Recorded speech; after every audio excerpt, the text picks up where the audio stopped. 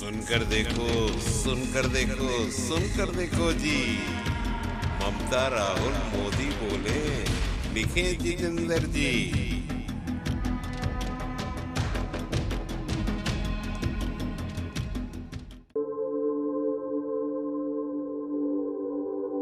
12 साल बाद आप ये सवाल पूछ रहे हैं। 12 साल बाद सितंबर 2013 में डॉक्टर मनमोहन सिंह जी प्रधानमंत्री थे।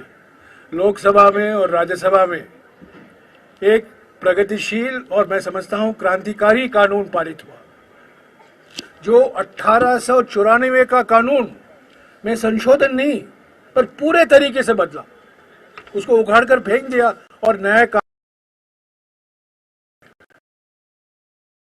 मुआवजा मिलेगा। ग्रामीण इलाकों में, शहरी इलाकों में मुआवजा दुगना होगा। और भी बड़े और बहुत महत्वपूर्ण प्रावधान थे, पर सबसे मुख्य प्रावधान यही है, मुआवजा के। एक मिनट यार, खत्म तो करने दो। क्या हुआ? हमारी सरकार चली गई 2014 में और 15 में मोदी जी लाए कि ये पूरा कानून ईज ऑफ डूइंग बिजनेस हमारे पूंजीपतियों के खिलाफ है, तो हम इसमें संशोधन करना चाहते हैं। इसका विरोध कांग्रेस पार्टी ने किया। हम उत्तर प्रदेश में गए, मध्य प्रदेश, राजस्थान, सभी जगहों में हमारे कार्यकर्ता सड़कों पर उतरे और इन संशोधन के खिलाफ हमने अपनी आवाज उठाई। ये संशोधन को वापस लेना पड़ा। नरेंद्र मोदी जी के कार्यकाल में दो ही ऐसे मिसाल हैं जहां उन्होंने कहा है और जो उन्होंने विधेयक पेश किया था उसको वापस लेना पड़ा। एक तो 3 काले कानून आप जानते हैं, उनको वापस लेना पड़ा मजबूरी में, और दूसरा जो भूमि अधिग्रहण को लेकर कल भी ये बात उठी और राहुल जी ने बिल्कुल स्पष्ट कराया कि कांग्रेस पार्टी की नीति ये है कि 2013 के कानून के प्रावधान को हम पूरी तरीके से लागू करेंगे और कोई ऐसा प्रयास हम बर्दाश्त नहीं करेंगे राज्य सरकारों से उसको कमजोर करने के लिए। मोदी जी ने क्या किया? केंद्रीय स्तर पर हम संशोधन नहीं ला सकते, पर अब राज्यों को संशोधन लाना है, वो मुक्त है, वो ला सकते हैं। और उसका नतीजा ये हुआ, मध्य प्रदेश, महाराष्ट्र, गुजरात, तेलंगाना, पिछले 2 साल पहले, 3 साल पहले की बात मैं कर रहा हूँ। तो ये केंद्रीय कानून है। संविधान के अनुसार केंद्रीय कानून को प्राथमिकता दी जाती है हमेशा, और भूमि अधिग्रहण ऐसा विषय है केंद्रीय हमारे संविधान में जो समतल लिस्ट में है, यानी कि केंद्र सरकार की भी जिम्मेदारी होती है, राज्य सरकार की भी जिम्मेदारी होती है, पर कानून जो लाया गया है पार्लियामेंट में पारित हुआ है। तो मैं आपको फिर से कहूँगा, 2013 का कानून जो बनाया गया था उसको हम पूरी तरीके से लागू करने के लिए वचनबद्ध है, ये हमारी गारंटी है। हाँ जी, तो माइक इनके हाथ में है। हाँ।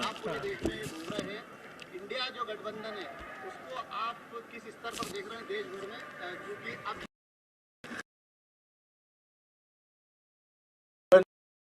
23 जून को पटना में हुई, उसके बाद बेंगलुरु में बैठक हुई 17 और 18 जुलाई, मुंबई में तीसरी बैठक हुई और पहले, और चौथी बैठक दिल्ली में हुई 19 दिसंबर।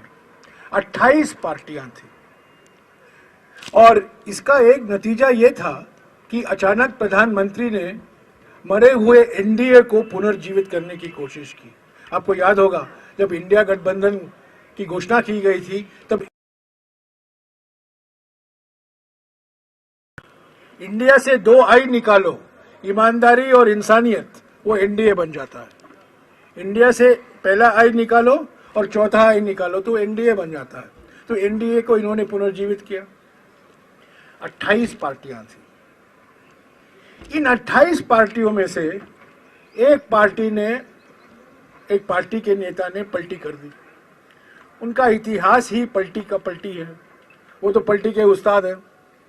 तो 28 पार्टियां 27 बन गई और एक और पार्टी इंडिया को छोड़कर एनडीए में शामिल हो गई, तो हम 26 हो गए। पर मैं कह दूं, ये 26 पार्टियां मजबूत पार्टियां हैं और ये जो दूसरी पार्टी जो गई है असली लोकदल हमारे साथ है, ये नकली लोकदल गए हैं। ये आरएलडी जो है सिर्फ नाम में राष्ट्रीय लोकदल है, पर असली बात यह है कि ये नकली लोकदल है। हम अलीगढ़ में जब भारत जोड़ो न्याय यात्रा, एक दिन हम रहे अलीगढ़ में, जो बैनर थे, पोस्टर थे, सारे के सारे लोकदल की ओर से लगाए गए थे। चौधरी चरण सिंह, जिनको भारत रत्न दिया गया है, इंदिरा गांधी, ये असली लोकदल है, वो हमारे साथ है। तो 28 पार्टियों में से 26 पार्टियां हमारे साथ हैं। अभी महाराष्ट्र में 1-2 पार्टियां भी आएंगी हमारे साथ, तो 28 ही हो सकते हैं या 29 हो सकती हैं। हम मजबूत हैं। जम्मू और कश्मीर में हमारा सीट शेयरिंग जो फॉर्मूला है उसको अंतिम रूप दिया जा रहा है। पश्चिम बंगाल में कुछ देरी हुई है, पर और सभी पार्टियों के साथ कांग्रेस पार्टी ने सीट शेयरिंग की बात को अंतिम रूप दे दी है। सिर्फ 2 राज्य बाकी हैं, पश्चिम बंगाल और जम्मू।